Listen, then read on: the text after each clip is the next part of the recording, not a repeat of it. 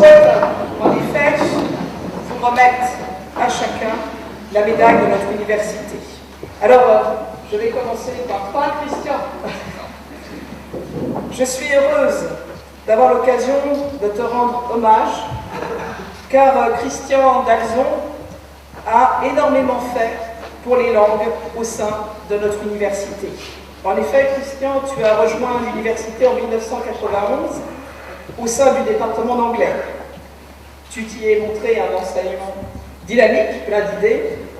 Tu as créé des parcours en langue étrangère dès le départ pour des étudiants qui n'étaient pas spécialistes et en particulier en sciences économiques. Tu as également piloté un groupe de réflexion et de proposition sur l'enseignement des langues à l'Université de Versailles Saint-Quentin-en-Yvelines et tu as surtout fondé en 2002 un centre de ressources pour les langues que tu as dirigé jusqu'en juin dernier. Tu as succédé à ce service, Laurent Bazin, et tu as été vraiment à l'initiative d'un projet qui aujourd'hui se développe de façon importante avec ce nouvel institut de langue et d'études internationales dont je souhaite à présent doter l'université dont j'ai parlé tout à l'heure. C'est donc ton travail de pionnier et de bâtisseur que je souhaite saluer et c'est pourquoi je suis heureuse de te remettre, Christian, la médaille de l'université en notre nom à tous.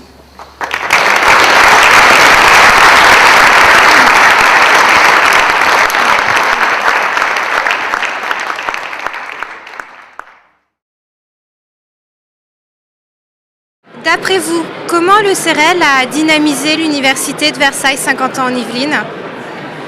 Le CEREL donc, a vraiment dynamisé l'université pour la nouvelle façon d'apprendre les langues.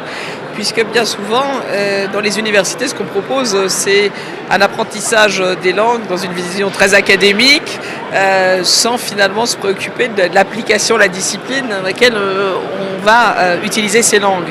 Donc le CEREL a vraiment rendu possible d'apprendre des langues et d'utiliser des langues et ainsi que d'apprendre la culture, ce qui est très important pour des étudiants qui sont aussi bien en sciences qu'en économie et donc pas uniquement pour des étudiants qui se dirigent vers un travail d'enseignant ou de chercheur en langue. C'est ça la différence. Et donc de ce point de vue-là, ça nous a permis d'attirer des étudiants en double diplôme, donc des étudiants qui font à la fois du droit, une licence de droit et une licence de langue par exemple, mais aussi d'attirer des étudiants étrangers aussi de façon importante. Et puis également de pouvoir améliorer notre ouverture internationale puisque par cet apprentissage des langues, à la fois des langues étrangères mais aussi le français pour des étrangers, eh bien cela nous permet d'avoir aujourd'hui près de 12% d'étudiants étrangers. Voilà. Qu'est-ce qui vous a incité à créer un centre de langue au sein de l'Université de Versailles 50 ans en Yvelines? La première chose, c'était de trouver des moyens et des outils pour aider nos propres étudiants qui en avaient besoin, car à part les cours, il n'y avait rien du tout. Donc j'ai commencé par créer un laboratoire multimédia, ça a été la première chose, pour nos propres étudiants, pour qu'ils se perfectionnent dans la langue qu'ils apprenaient déjà en faculté, dans leurs cours, ou bien pour s'initier à une nouvelle langue. La seconde chose, ça a été d'ouvrir le CEREL, le centre de langue à l'époque, qui ne s'appelait pas encore CEREL, à la population locale, aux particuliers et aux entreprises. Car j'ai toujours cru au fait qu'un centre de langue universitaire devait, quand c'était possible, s'ouvrir aussi à l'environnement local, pour aider, pour intervenir auprès des gens qui en avaient le plus besoin, et en particulier les demandeurs d'emploi. Merci. À l'heure de votre départ de la tête du centre de langue, quel bilan vous faites?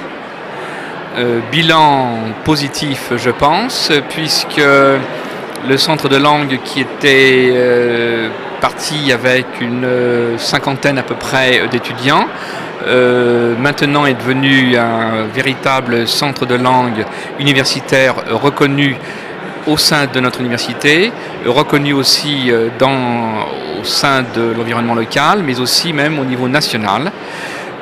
Donc je pense que nous avons fait d'excellentes choses dans ce domaine Et il y aura aussi un projet, ce sera futur, concernant un nouvel institut des langues qui va se créer dès cette année. Et dernière question, comment voyez-vous l'enseignement des langues dans le futur ? Question très difficile.